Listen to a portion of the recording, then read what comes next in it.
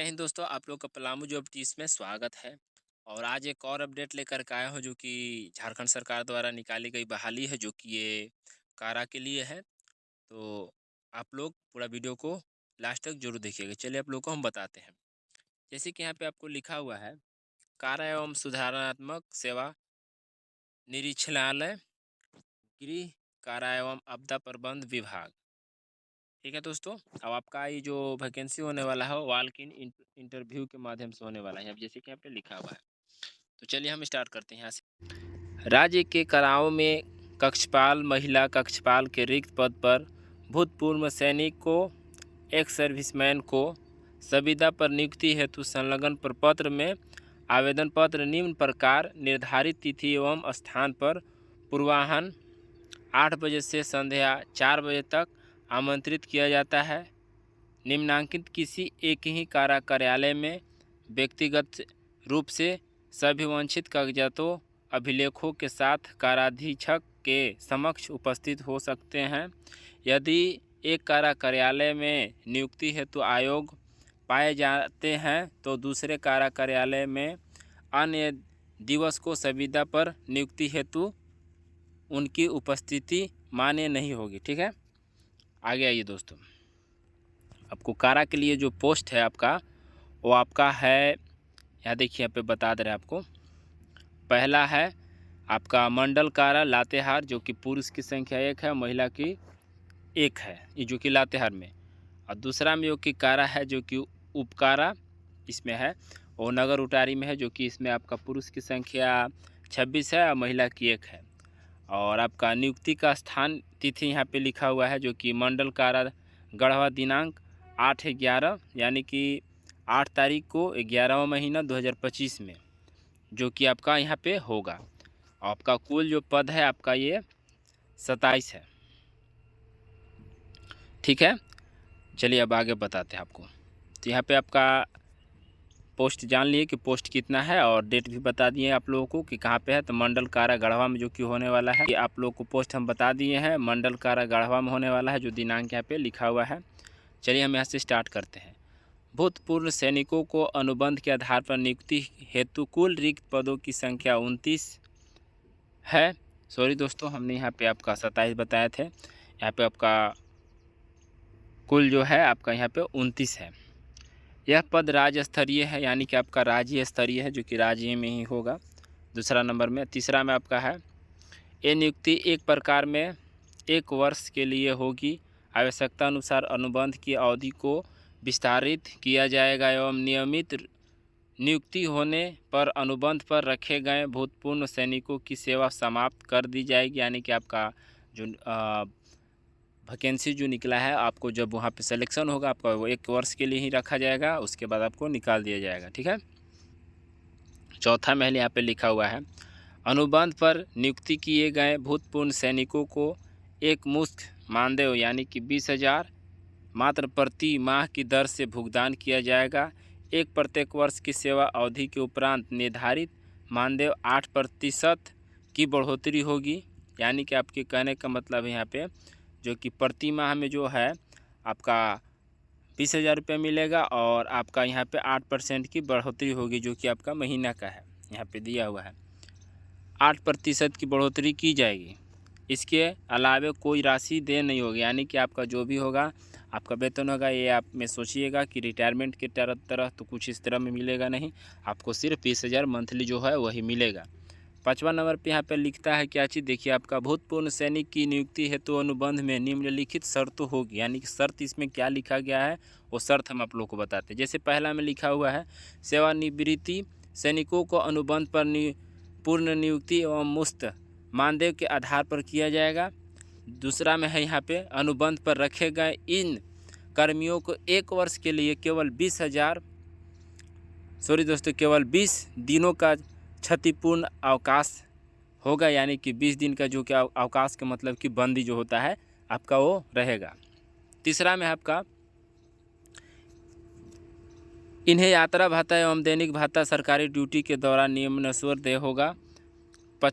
चौथा में यहाँ पे कर्तव्य पालन के क्रम में मृत्यु की परिस्थिति में राज्य के पुलिस कर्मियों को जो अनुग्रह अनुदान देय है वह उन्हें भी देय होगा, यानी कि आपको भी अगर ये किसी प्रकार से मृत्यु होता है आपका जो ड्यूटी के समय में, तो आपका जो झारखंड पुलिस में जो भी हमारे कर्मियों जो उनका मिलता है उस तरह से आपको भी मिलेगा। यहाँ पे आगे बताते हैं, परंतु आश्रित को सरकारी नौकरी देने का कोई प्रावधान नहीं है, यानी कि आपको सरकारी नौकरी देने का कोई प्रावधान नहीं है, भले ही आपका उसी ड्यूटी उसी पे लग सकता है। ठीक है, आपका यहाँ पे 5वां नंबर पे आता है, इन पूर्ण अनुशासन एवं निष्ठा कायम रखना होगा। अनुशासन निहीनता, कर्तव्यहीनता एवं कदाचार चरित्र दोषी की स्थिति में बिना किसी सूचना के अनुबंध समाप्त किया जा सकता है। ठीक है, 5वां हो गया। आगे आइए दोस्तों,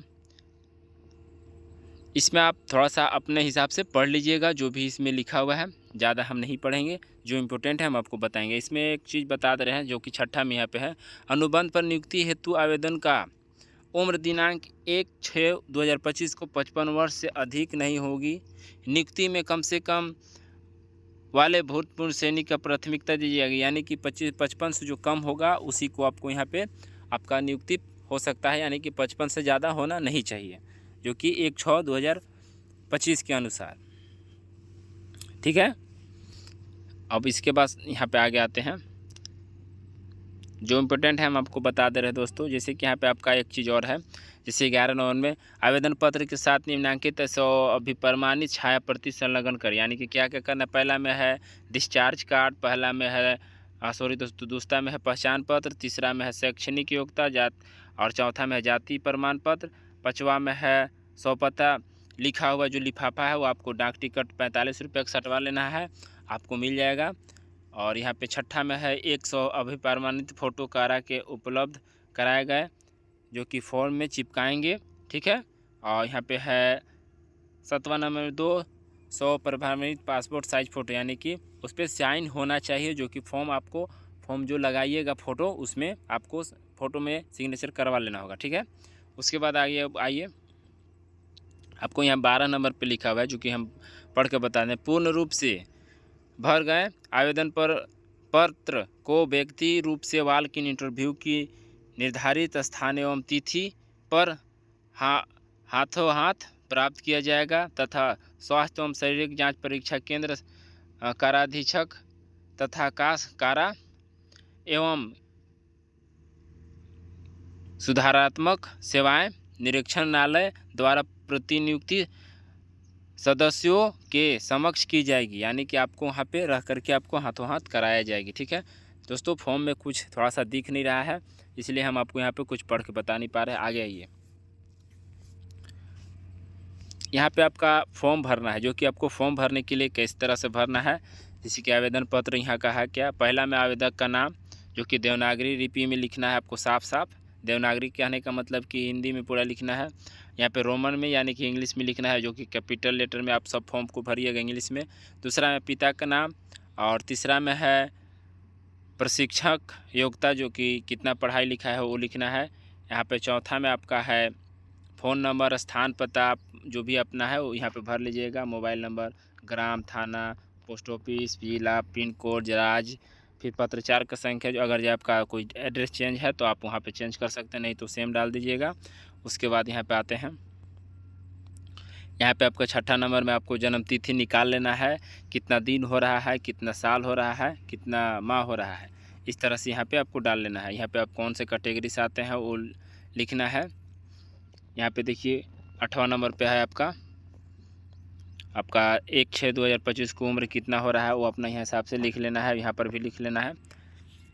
ठीक है, यहाँ पे जैसे कि हम बता रहे थे दोस्तों, यहाँ पे अपना डेट ऑफ बर्थ लिखना है, और यहाँ दूसरा जो कि 8वां नंबर में यहाँ पे आपको निकाल के लिखना है कि जो कि कितना वर्ष, कितना दिन, कितना माह हो रहा है। ठीक है, 9 नंबर में देखिए दोस्तों, यहाँ पे लिखा है सेवानिवृत्ति के समय सेना किस रैंक पर कार्य कर रहे थे, वो अपना हिसाब से अपना डालेंगे कि कौन सा है, उस तरह से यहाँ पर आपको भर लेना है।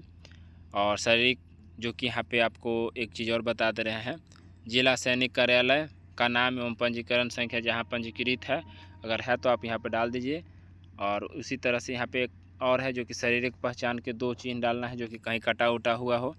आपको यहाँ 13 नंबर में बोलता है, यदि कंप्यूटर योग्यता जीप चलाना माने कि ड्राइविंग अगर आता है आपको तो आप यहाँ पे अनुभव डाल सकते हैं। ठीक है, उसके नीचे आते हैं,